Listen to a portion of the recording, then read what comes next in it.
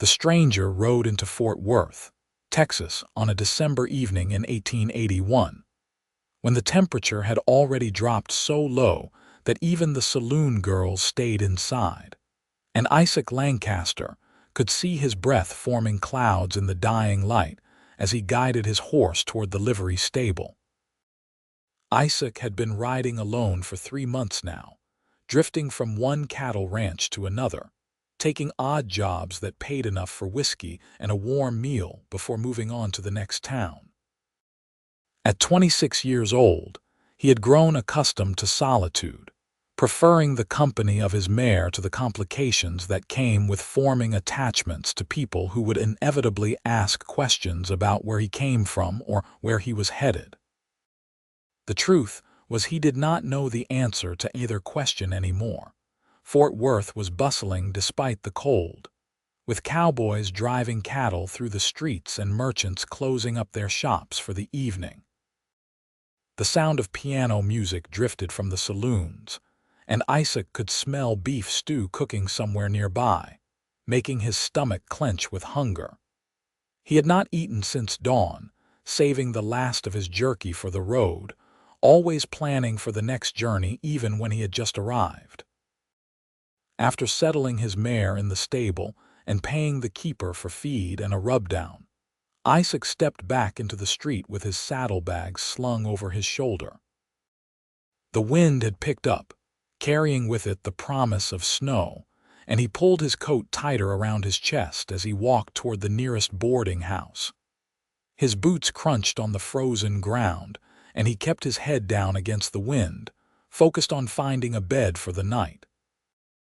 That was when he heard it, a soft sound, almost lost in the howling wind, like a wounded animal trying to stay quiet. Isaac paused, his hand instinctively moving to the revolver at his hip, listening. There it was again, coming from the alley between the boarding house and a general store. He approached slowly, his eyes adjusting to the darkness of the alley. At first he thought it was just a pile of discarded fabric, but then the pile moved and he realized it was a person curled against the wall, shaking violently. "Hey," Isaac called out, his voice rough from disuse. "You all right?" The figure did not respond, just continued shaking. Isaac moved closer and knelt down, finally seeing that it was a young woman, her lips blue and her skin pale as death. She wore a thin cotton dress that was completely inadequate for the freezing weather, and her feet were bare, covered in cuts and dirt. "Jesus," Isaac muttered, immediately shrugging out of his heavy coat. "What are you doing out here?" The woman's eyes fluttered open, unfocused and glazed. She tried to speak, but her teeth were chattering so hard that no words came out. Isaac did not waste time asking more questions. He wrapped his coat around her shoulders and lifted her into his arms, surprised by how light she was, like she had not eaten in days. She trembled against his chest as he carried her out of the alley, her body ice cold even through his shirt.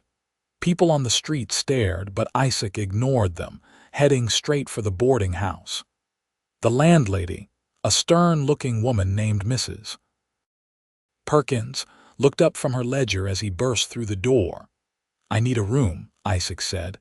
"Now, and hot water blankets, whatever you have." Mrs. Perkins took one look at the girl in his arms and her expression softened. "Room 3, top of the stairs. I will bring water and soup."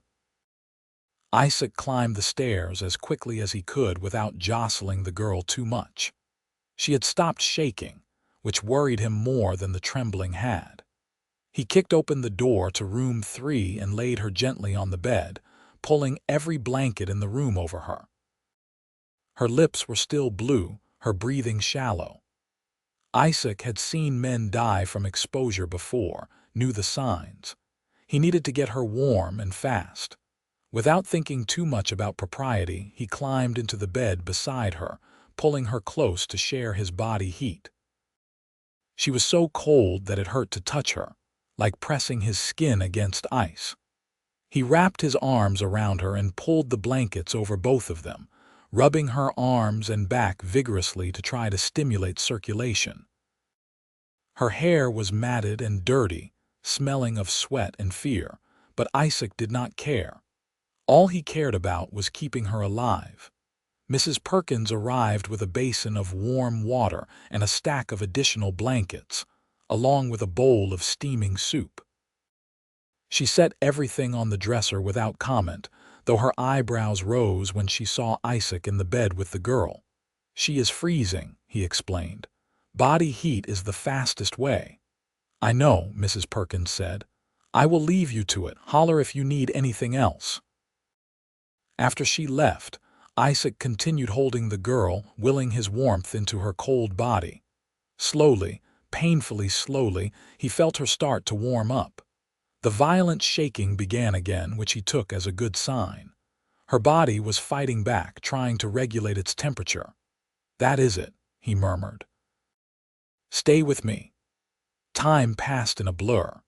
Isaac dozed off at some point, exhausted from the long day of riding, but he woke whenever the girl moved or made a sound.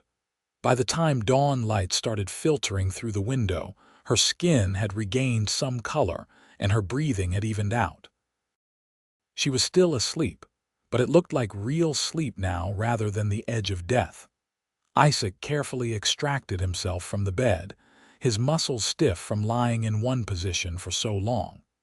He stretched and walked to the window, looking out at Fort Worth covered in a thin layer of frost. The sun was rising, painting the sky in shades of pink and orange. Behind him, he heard the girl stir. He turned to see her eyes opening slowly, confusion evident on her face as she took in the unfamiliar room. "Where am I?" she whispered, her voice hoarse. "Boarding house in Fort Worth," Isaac said, staying by the window to give her space. "I found you in an alley last night. You were freezing." She sat up slowly, the blankets falling away to reveal that she was still wearing the thin dress. She pulled the blankets back up quickly, her cheeks flushing with color. "I do not remember," she said, her brow furrowing. "I was walking and then everything got so cold." "You are lucky to be alive," Isaac said. "Another hour and you would not have made it." She looked at him properly for the first time, her eyes wide and green like spring grass. Isaac saw she was young, probably around 20 or 21, with delicate features and long dark hair that fell past her shoulders in tangled waves. "Thank you," she said softly. "You saved my life." Isaac shrugged, uncomfortable with gratitude. Anyone would have done the same. "No," she said firmly, "they would not have. I walked past dozens of people yesterday and not one stopped to help." "Why were you out there?" Isaac asked. "Where did you come from?" Her expression closed off, fear flashing across her face. "I cannot tell you, cannot or will not. Both." Isaac studied her for a moment, then nodded. "All right, that is your business, but you need food and proper clothes. Can I get you something to eat?" She nodded gratefully, and Isaac left the room to find Mrs. Perkins. The landlady was in the kitchen, already preparing breakfast for her boarders. "The girl is awake," Isaac said. "She needs food and clothes if you have any." Mrs. Perkins nodded. "I have some dresses from my daughter. She moved to Denver last year. They should fit, and I will bring breakfast up directly." "Thank you," Isaac said. "I appreciate your kindness." "You are the kind one," Mrs. Perkins said, giving him a meaningful look. "Not many men would have done what you did last night." When Isaac returned to the room, the girl was still sitting up in bed, looking lost and scared. He realized he did not even know her name. "I am Isaac," he said. "Isaac Lancaster." "Diana," she replied after a pause. "Diana Vaughn." "Well, Diana Vaughn, Mrs. Perkins is bringing you breakfast and some proper clothes. After that, we need to figure out what to do with you." "I cannot go back," Diana said quickly, panic entering her voice. "I cannot." "Go back where?" "I cannot tell you." Isaac sighed, running a hand through his dark hair. "Look, I am not trying to pry, but if someone is looking for you, I need to know what I am dealing with." Diana looked down at her hands, her expression conflicted. Finally, she spoke. I ran away from my husband. Isaac felt something cold settle in his stomach. You are married. Not by choice, Diana said bitterly. My father sold me to him to pay off gambling debts. Otto Vaughn, a rancher from up north. He is cruel and violent, and I could not stay there anymore, so I ran. How long have you been running? 3 days. I had some money hidden, enough for a stage ticket to Fort Worth. I thought I could find work here, start over. But when I arrived, someone stole my bag with all my money. I did not have anywhere to go, anyone to turn to. I just started walking. The pieces fell into place. And you walked until you could not walk anymore. Diana nodded, tears forming in her eyes. I thought I was going to die in that alley. I almost wanted to. And then you found me. Mrs. Perkins arrived with breakfast and the promised clothes, saving Isaac from having to respond. She set everything down and gave Diana a warm smile. You eat up, dear, she said, and do not worry about payment. Isaac already covered your room and board. After Mrs. Perkins left, Isaac turned to leave as well, giving Diana privacy to eat and change. Wait, Diana called out. Where are you going? I figured you would want some privacy. Will you come back? Something in her voice made Isaac pause. She sounded so lost, so afraid of being alone. I will be downstairs. Take your time. He spent the next hour in the boarding house parlor, drinking coffee and trying to figure out what to do. The smart thing would be to leave Diana to her own devices and continue on his way. He had his own demons to outrun, and getting involved in someone else's problems was the last thing he needed. But when he closed his eyes, he saw her curled up in that alley, dying alone in the cold. He saw her green eyes filled with fear and gratitude, and he knew he could not just walk away. Diana came downstairs wearing one of Mrs. Perkins' daughter's dresses, a simple blue cotton garment that fit her well. She had washed her face and attempted to comb her hair, though it still looked tangled. She was pretty, Isaac realized, in a delicate way that made him want to protect her. Better? He asked. Much, she said, sitting down across from him. Thank you again for everything. What are your plans now? Diana bit her lip. I need to find work, somewhere to stay. I can sew and I can cook, clean. I will do anything honest. What about your husband? Will he come looking for you? I do not know, Diana admitted. Maybe. Otto has a terrible temper and he does not like losing things he considers his property. But Fort Worth is a big place, and he has no reason to think I would come here. Isaac made a decision he knew he might regret. I was planning to head out today, but I can stay a few days, help you get settled, find work. You would do that? Diana asked, hope lighting up her face. Why? Because I do not have anywhere else to be, Isaac said, which was the truth. And because no woman should be left alone in a strange town with nothing. Over the next few days, Isaac helped Diana search for work in Fort Worth. They visited dress shops and restaurants, boarding houses and hotels, but everywhere they went, the answer was the same. Winter was slow, and no one was hiring. During that time, Isaac learned more about Diana's story. She had grown up on a small farm outside of Dallas, the only child of a father who loved gambling more than his family. When his debts grew too large, he made a deal with Otto Vaughn, a wealthy rancher twice Diana's age. Diana was 19 when she was forced to marry him, and the 2 years since had been a nightmare of control and cruelty. He never hit me, Diana explained one evening as they walked back to the boarding house. But there are other ways to hurt someone. He would lock me in my room for days if I displeased him. He monitored everything I did, everyone I spoke to. I was a prisoner in his house. Isaac felt anger building in his chest. What about your father? Did he know what Otto was doing? My father died 6 months after the wedding, Diana said flatly. Drank himself to death. I like to think he felt guilty, but I will never know. As they spent more time together, Isaac found himself looking forward to Diana's company. She was intelligent and curious, asking him questions about his life that he found himself answering despite his usual reticence. He told her about growing up on a ranch in New Mexico, about losing his parents to illness when he was 20, about drifting ever since, because staying in one place made him feel suffocated. "That sounds lonely," Diana observed one afternoon as they sat in the boarding house parlor. "It is," Isaac admitted, "but lonely is safe. You cannot lose what you never have. That is a sad way to live, maybe, but it is my way." Diana looked at him with those green eyes that seemed to see right through him. "You saved my life, Isaac Lancaster. I do not think you are as alone as you pretend to be."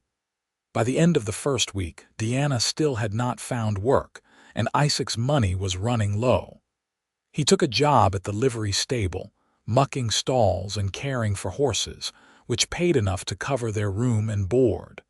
Diana helped Mrs. Perkins around the boarding house in exchange for reduced rent, cooking and cleaning alongside the older woman. They fell into a routine. Isaac would work at the stable during the day while Diana worked at the boarding house. In the evenings, they would have dinner together in the parlor, talking about everything and nothing. Isaac found himself opening up to Diana in ways he had not opened up to anyone in years. One evening, about 2 weeks after Isaac found Diana in the alley, they were sitting by the fire in the parlor when Diana suddenly said, "I need to tell you something." Isaac looked up from the book he was reading. "What is it?" "Otto is here, in Fort Worth. I saw him today on the street."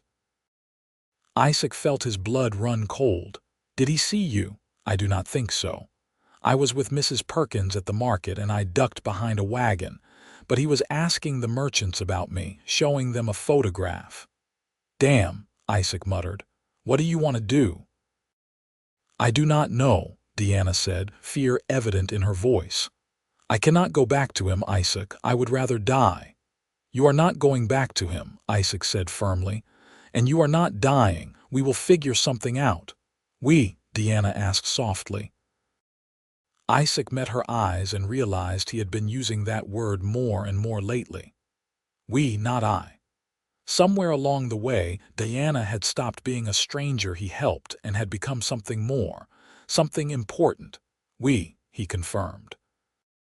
That night, Isaac lay awake in his room, thinking about Diana sleeping down the hall and Otto Vaughn somewhere in Fort Worth, hunting for his runaway wife.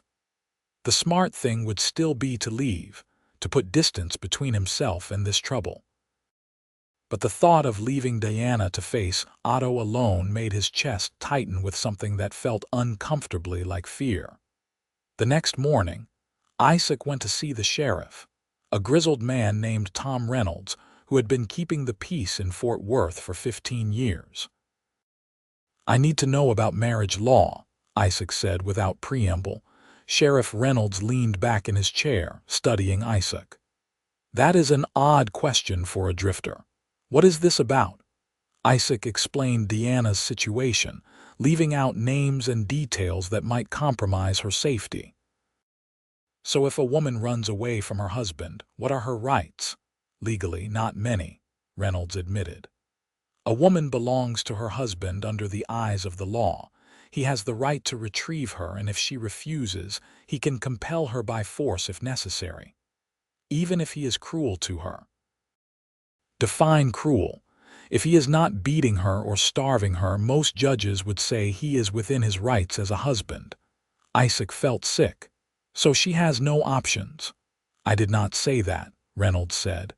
"There are ways around the law if you are clever. A woman can petition for divorce on the grounds of cruelty, but she would need witnesses and evidence. Or she could simply disappear, go somewhere her husband cannot find her. And if he does find her, then she better hope she has someone willing to stand between them." Isaac left the sheriff's office with more questions than answers. He found Diana at the boarding house, helping Mrs. Perkins with laundry. "We need to talk," he said. They went to his room for privacy. Diana sat on the edge of the bed while Isaac paced. "I spoke to the sheriff," he began. "The law is not on your side. If Otto finds you, he can legally take you back." Diana's face went pale. "Then I need to leave Fort Worth, tonight."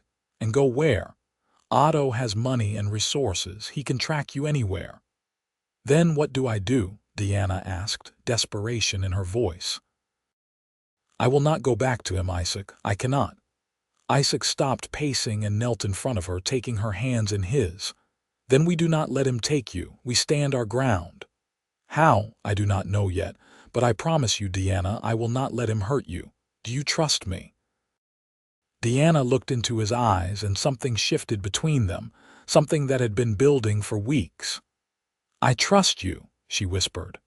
Isaac became aware of how close they were, how her hands felt small and warm in his. He saw her eyes drop to his lips, saw her lean forward slightly, and he knew if he closed the distance between them and kissed her, she would not pull away. But he did. He pulled away and stood up, releasing her hands. "I should go. I have work at the stable." He saw hurt flash across Diana's face before she masked it with a neutral expression. "Of course. Thank you, Isaac." The rest of the day, Isaac could not stop thinking about that moment, about how much he had wanted to kiss Diana, how right it had felt to hold her hands. But she was married, even if the marriage was forced and loveless. And he was a drifter with nothing to offer her, no home or stability or future. That evening, everything changed. Isaac was closing up the stable when he heard shouting coming from the direction of the boarding house. He dropped the pitchfork he was holding and ran toward the sound, his heart pounding. He arrived to find a crowd gathered outside the boarding house, and Diana Vaughn dragging Diana toward a waiting carriage. Diana was fighting, screaming for help, but Otto had her arm twisted behind her back in a way that had to be painful. "Let her go," Isaac shouted, pushing through the crowd.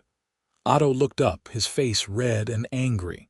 He was a big man, tall and broad, with gray streaking his dark hair. "This is none of your concern, stranger. This is my wife, and I am taking her home. I said let her go." "Isaac, please," Diana cried out. "Help me." Otto twisted her arm harder, making her gasp in pain. "The woman belongs to me. I have the marriage certificate to prove it. Now step aside." Isaac did not step aside. He moved forward, his hand on his revolver. "I will not ask again." "You threatening me, boy?" Otto snarled. "I will have the law on you." "The law is not here right now," Isaac said calmly. "I am, and I am telling you to let her go." Otto stared at Isaac, clearly weighing his options. Finally, he shoved Diana away, sending her stumbling into Mrs. Perkins' arms. "This is not over," Otto said. "I will be back with the sheriff, and you will both regret interfering in my marriage."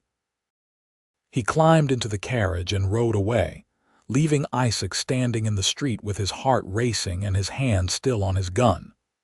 The crowd slowly dispersed, muttering among themselves. Mrs. Perkins ushered Diana and Isaac inside. Diana was shaking, tears streaming down her face. "He found me," she sobbed. "He found me." Isaac pulled her into his arms, holding her tight. "It is all right. You are safe." "For how long?" Diana asked, her voice muffled against his chest. "You heard him. He is coming back with the sheriff." Isaac knew she was right. Otto had the law on his side. Unless they found a way to change that, Diana would be forced to return with him. An idea began forming in Isaac's mind, crazy and impulsive and probably stupid. But it was the only option he could see. "Marry me," he said. Diana pulled back, staring at him. "What?" "Marry me," Isaac repeated. "Tonight, if you are married to me, Otto cannot claim you anymore. But I am already married to him." "Is there a marriage certificate on file in Fort Worth?" "I do not know.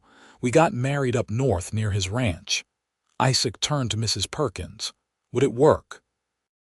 If we got married here, would that supersede the other marriage? Mrs. Perkins looked thoughtful. It might if the first marriage cannot be immediately proven. At the very least, it would complicate things legally. Give Diana time to file for an annulment or divorce from Otto. And where are we supposed to find someone to marry us tonight? Diana asked. Judge Morrison owes me a favor, Mrs. Perkins said. He lives 2 streets over. If I go ask him now, he might do it. Diana looked at Isaac, her expression confused and hopeful. You would do this? Marry me? I would, Isaac said, and he realized he meant it. Not just as a legal maneuver to protect Diana, but because the thought of calling her his wife did not scare him the way it should. But you do not want to be tied down, Diana said. You said so yourself. You like being alone. I thought I did, Isaac said. But that was before I met you. Something passed between them, an understanding that this was more than just practicality. This was a choice they were both making, knowing it would change everything. All right, Diana whispered. Let us get married. Mrs. Perkins hurried off to find Judge Morrison while Isaac and Diana waited in the parlor. They sat close together on the settee, not quite touching but aware of every breath the other took. Are you sure about this? Diana asked. Once we do this, you are stuck with me. No more drifting from town to town. Maybe it is time I stopped drifting, Isaac said. Maybe it is time I found a reason to stay. I do not want to be an obligation, Diana said. I do not want you to resent me.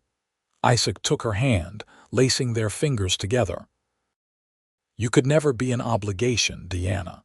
These past few weeks with you have been the best of my life. I did not realize how lonely I was until I stopped being alone. Tears filled Diana's eyes again, but this time they were happy tears. I was so scared when you found me in that alley. Not just of dying, but of living, of facing another day of being trapped and afraid. And then you wrapped your coat around me and carried me to safety, and I knew everything was going to be all right. I will always keep you safe, Isaac promised. As long as I am breathing, no one will hurt you. Mrs. Perkins returned with Judge Morrison, a kindly-looking older man who agreed to perform the ceremony. They gathered in the parlor with Mrs. Perkins and another boarder as witnesses. This is highly irregular, Judge Morrison said, looking at Isaac and Diana over his spectacles. But Mrs. Perkins explained the situation, and I agree that this is the best course of action. Do you, Isaac Lancaster, take this woman to be your lawfully wedded wife? Isaac looked at Diana, at her green eyes reflecting the lamplight, at the hope and fear and trust written across her face. I do. And do you, Diana Vaughn, take this man to be your lawfully wedded husband? I do, Diana said, her voice strong and clear. Then, by the power vested in me by the state of Texas, I pronounce you husband and wife. You may kiss your bride. Isaac leaned forward and pressed his lips to Diana's, a soft, gentle kiss that sealed their union. When they pulled apart, Diana was smiling, really smiling for the first time since Isaac had met her. Judge Morrison prepared the marriage certificate and filed it officially, creating a legal record of their union. This should give you some protection, he said. But be prepared for Otto Vaughn to challenge it. He has resources, and he will not give up easily. Let him try, Isaac said, his arm around Diana's waist. She is my wife now. That night, Isaac and Diana shared a room for the first time as a married couple. They lay in bed together, both still fully clothed, neither quite sure what to do next. This is strange, Diana said, staring at the ceiling. This morning I woke up alone, and now I am married to you. Stranger things have happened in the West, Isaac said, trying to lighten the mood. Diana turned to face him, propping herself up on her elbow. Isaac, I need you to know something. This marriage, it is real to me. I know we did it for practical reasons, but I do not want it to be a sham. I want it to be real. It is real to me too, Isaac said. From the moment I saw you in that alley, something changed in me. I have been running for so long, but when I am with you, I do not feel the need to run anymore." "What do we do now?" Diana asked. "Where do we go from here?" "I do not know," Isaac admitted, "but we will figure it out together." Diana leaned down and kissed him, a real kiss this time, full of promise and possibility. Isaac wrapped his arms around her and pulled her close, feeling her warmth against him just like he had that first night when he was trying to keep her alive. Only now, it was different. Now she was his wife and he was her husband, and they were in this together. As predicted, Otto Vaughn showed up the next day with Sheriff Reynolds. Isaac met them outside the boarding house, Diana standing beside him. "I am here to collect my wife," Otto announced loudly, drawing a crowd. "This man has kidnapped her." "I have not kidnapped anyone," Isaac said calmly. "Diana is my wife now. We were married last night by Judge Morrison." Otto's face turned purple with rage. "That is impossible. She is already married to me. Do you have proof?" Sheriff Reynolds asked, looking uncomfortable with the situation. "I have a marriage certificate back at my ranch," Otto sputtered. "But I do not need proof. Everyone knows she is my wife." "And I have a marriage certificate right here," Isaac said, pulling out the document Judge Morrison had given them. "Filed officially with the county. Diana is Diana Lancaster now, not Diana Vaughn." Sheriff Reynolds examined the certificate, then looked at Otto. "This appears to be legitimate. Unless you can provide immediate proof of a prior marriage, I cannot help you." "This is outrageous," Otto shouted. "She is my property. I paid for her." "Women are not property," Isaac said, his voice hard. "And Diana is never going back to you." Otto lunged forward, but Sheriff Reynolds stepped between them. "That is enough.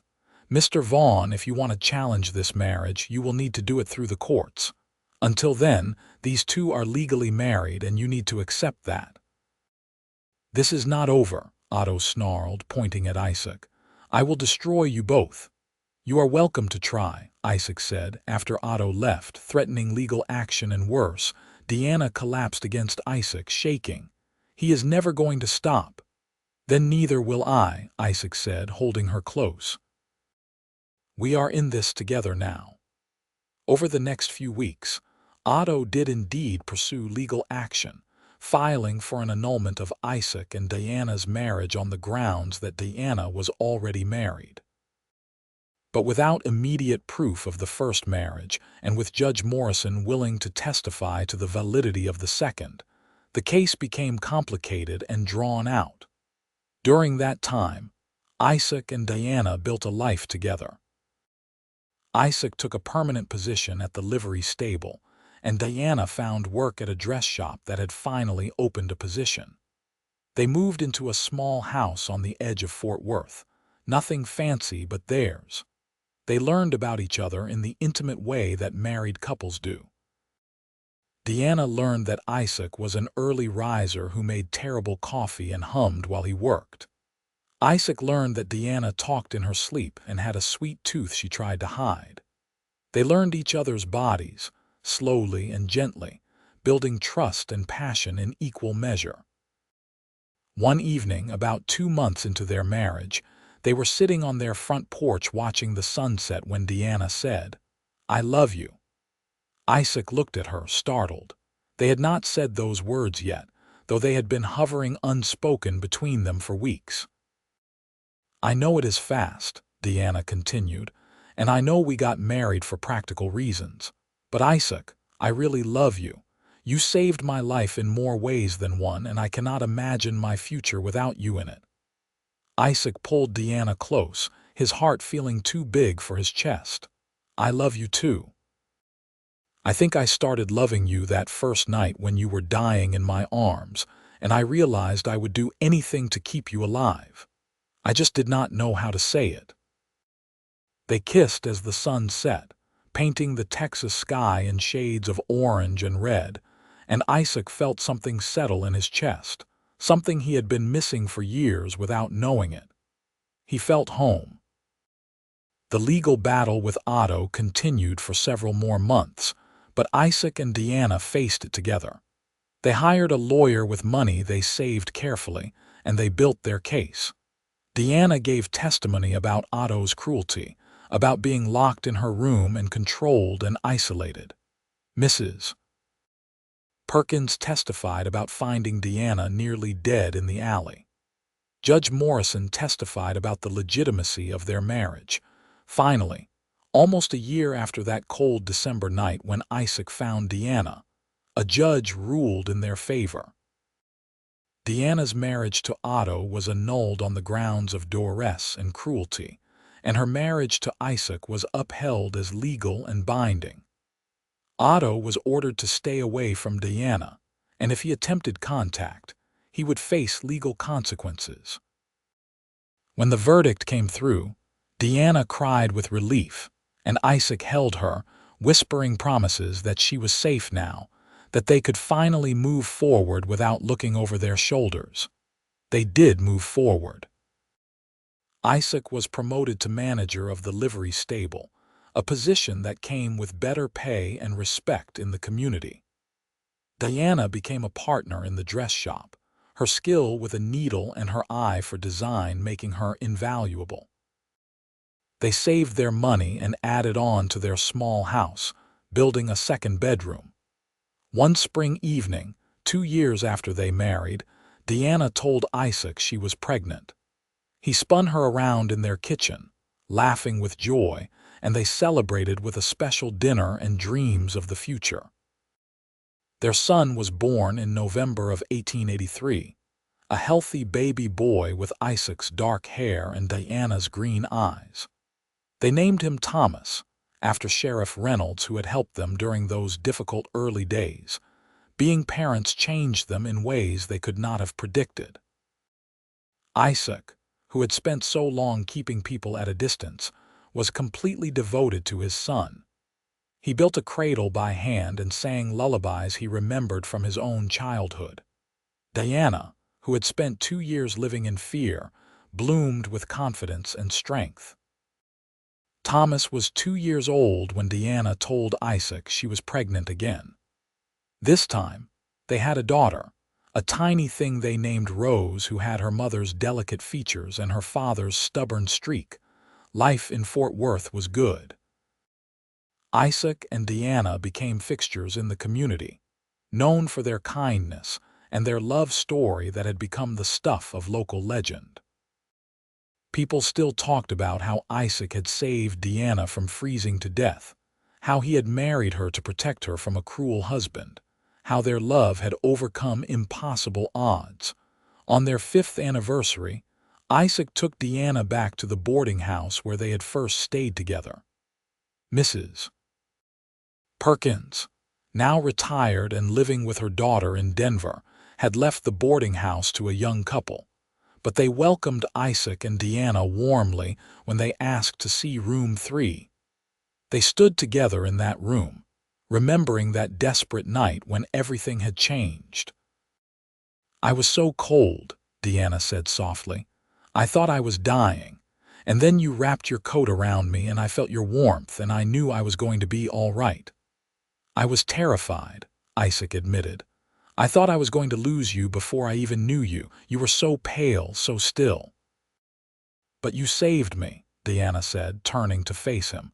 "You gave me your warmth, your protection, your love. You gave me a life worth living." Isaac kissed her soft and sweet, tasting like home and forever. "You gave me something too.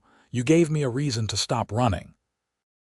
You gave me a family, a purpose, a future. I thought I wanted to be alone, but I was wrong. I just needed to find the right person to be with." They went home to their children, to their life, and Isaac felt gratitude for that cold December night, for the decision to investigate a sound in an alley, for every choice that had led him to Diana. The years continued to pass, bringing joy and challenges in equal measure.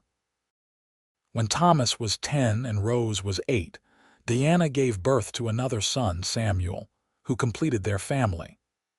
Isaac's livery stable business grew, and eventually he bought the property and became the sole owner. Diana's dress shop flourished, and she trained several young women in the trade, providing them with skills and independence. They faced hardships too. There was the year when illness swept through Fort Worth, and both Thomas and Rose were sick for weeks, and Isaac and Diana took turns staying up all night, praying for their children to recover. There was the drought that made business slow and money tight. There was the day when Diana got word that Diana Vaughn had died, and she cried, not for the man but for the frightened 19-year-old girl who had been forced to marry him. Through it all, they had each other. They learned that love was not just the passionate fire of those early days, but also the steady warmth of companionship, the comfort of knowing someone completely, the joy of building a life together brick by brick. On their 10th anniversary, Isaac took Diana on a trip, leaving the children with a trusted friend. They rode out to the countryside, camping under the stars like Isaac used to do in his drifting days. As they lay together in their bedroll, Diana's head on Isaac's chest, she said, "Do you ever regret it, giving up your freedom for me?" "Never," Isaac said without hesitation. "You did not take my freedom, Diana. You gave me something better. You gave me a home."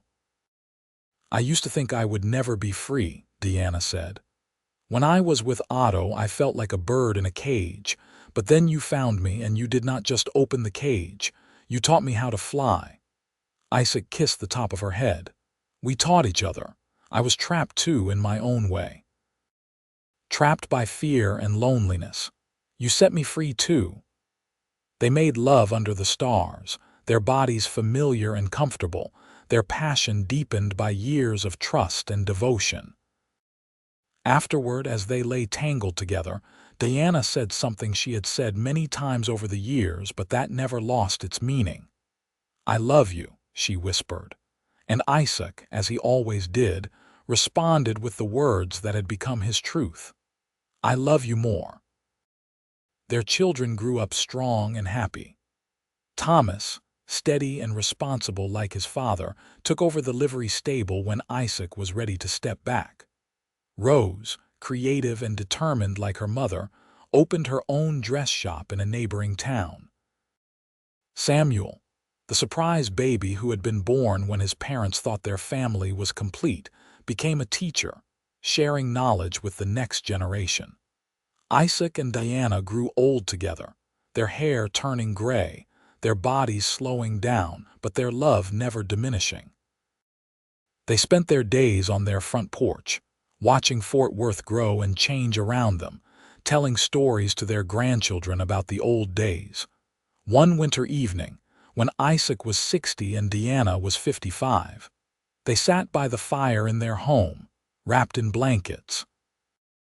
The temperature had dropped, reminding them both of that night so many years ago.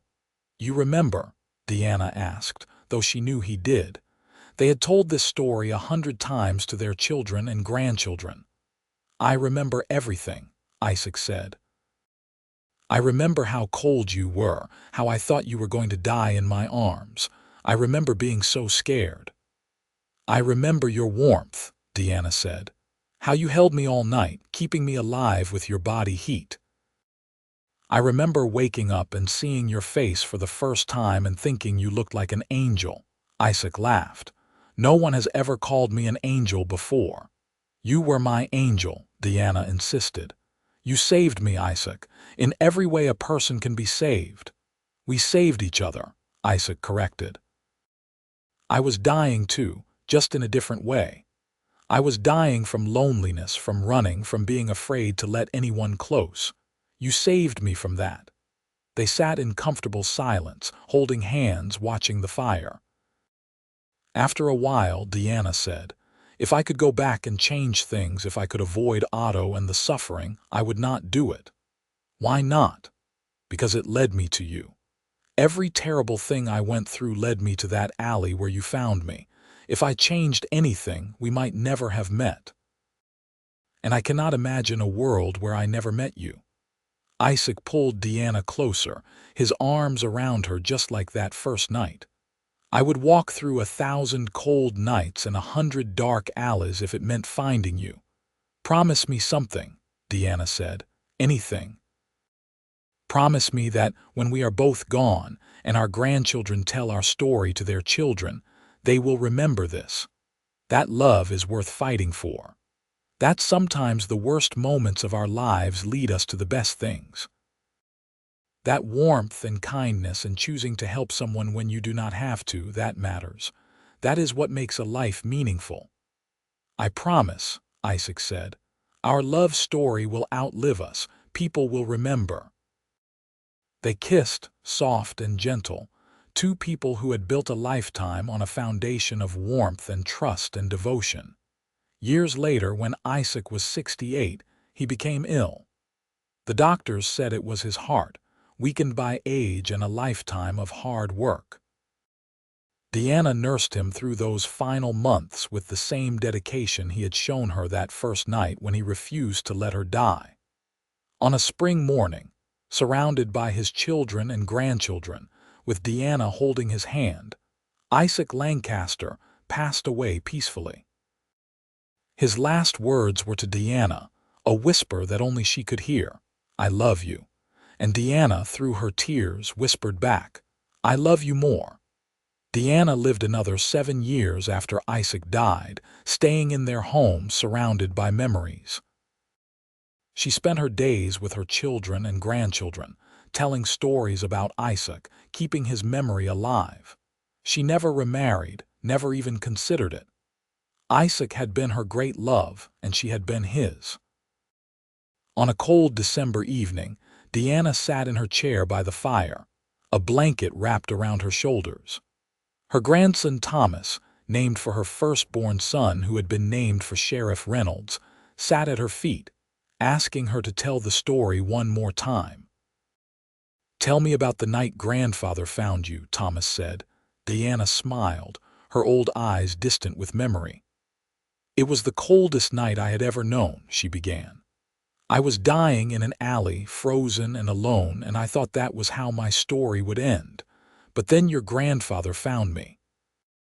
He took off his own coat and wrapped it around me, even though it meant he would be cold. He carried me to safety, and he lay beside me all night, giving me his warmth, his heat, his life force. He saved me." "Did you know then that you would marry him?" "No," Diana said. "But I knew he was special. I knew he had a good heart. And as I got to know him, I fell in love with him. Not all at once like in fairy tales, but slowly, gently, the way you fall into a warm bath after being out in the cold. Grandfather must have loved you very much." "He did," Diana said. "And I loved him. We had a good life together, your grandfather and I, a life built on warmth and kindness and choosing each other every single day." That night, Diana went to sleep in the bed she had shared with Isaac for decades. She dreamed of that first night, of Isaac's arms around her, of his warmth seeping into her frozen body. She dreamed of his voice, rough with emotion, whispering that she would be all right, that he would take care of her. And in the morning, when her daughter Rose came to check on her, she found Diana had passed away peacefully in her sleep, a smile on her face. They buried Diana next to Isaac in the Fort Worth cemetery, under a headstone that read, "Diana Lancaster, beloved wife, mother, and grandmother. She taught us that love is the greatest warmth of all." Their children and grandchildren and great-grandchildren continued to tell their story, passing it down through generations. The story of a lonely cowboy who gave his warmth to a freezing girl, who whispered, "I love you," who said, "I love you more." The story of how two broken people found each other and built something beautiful from the fragments of their pain. In Fort Worth, there is now a historical marker at the site where Isaac's livery stable once stood, telling the story of Isaac and Diana Lancaster. Young couples go there to take pictures, to hear the legend of the great love that started with an act of kindness on a cold December night. And on winter evenings, when the temperature drops and the wind howls through the streets of Fort Worth, people still remember. They remember to check the alleys for anyone who might need help. They remember to offer warmth to those who are cold. They remember that sometimes the smallest act of kindness can change everything, because that is what Isaac and Diana's story taught them, that love is not just romance and passion, though it is those things too. Love is choosing to stop when you could keep walking. Love is giving your coat to someone who is cold. Love is lying beside someone all night, sharing your warmth, keeping them alive. Love is seeing someone at their worst, their most vulnerable, their most broken, and saying, "I will stay." Love is building a life together, brick by brick, day by day, through hardship and joy. Love is keeping promises, choosing each other, fighting for each other. Love is saying, "I love you," and hearing, "I love you" more, and knowing that both are true. The story of Isaac and Diana Lancaster lived on, a testament to the power of compassion and courage and commitment.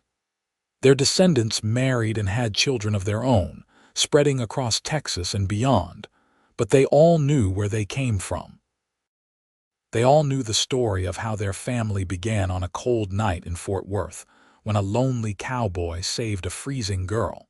And in every generation, there were young people who heard the story and felt inspired, who saw strangers in need and chose to help, who believed in love even when it seemed impossible, who understood that the most important moments in life often come when we least expect them, in dark alleys and freezing nights and the space between desperation and hope. Isaac and Diana's legacy was not just their children or their grandchildren or their great-grandchildren. It was the ripple effect of their love, spreading outward in waves, touching lives they would never know, inspiring kindness in people they would never meet, because true love does not die. It transforms, it multiplies, it continues. It lives on in the stories we tell, the lessons we teach, the way we treat each other. And so, on cold December nights in Fort Worth, Texas, when the wind howls and the temperature drops, people still think of Isaac and Diana. They still remember that warmth is not just physical. It is emotional, spiritual, the heat of human connection, the fire of choosing to care. They remember that everyone deserves to be saved, to be held, to be kept warm through the long, cold night. They remember that love, real love, is worth everything. And they remember the words that became Isaac and Diana's truth, spoken countless times over a lifetime together, whispered in moments of joy and sorrow, in passion and comfort, in youth and old age. "I love you. I love you more." Those words, simple but profound, became the foundation of a love story that would never be forgotten.